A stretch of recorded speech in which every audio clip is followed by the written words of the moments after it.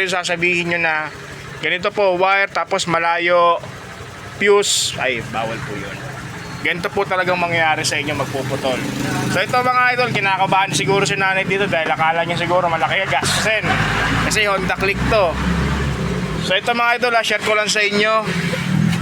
Kanina tinitrigger ko to mga idol, walang kuryente. Walang kuryente to itong main relay, ito mga idol, main relay ito naman kabila, starter relay, charging mga idol, ito yun.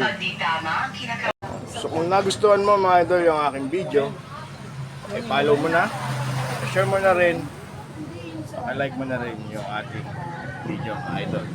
So malaking tulong na po yun para sa aming mga small content creator mga idol. So sana makagawa pa tayo ng maraming video para lagi ko kayong matutulungan sa mga video na inyong kailangan mga idol.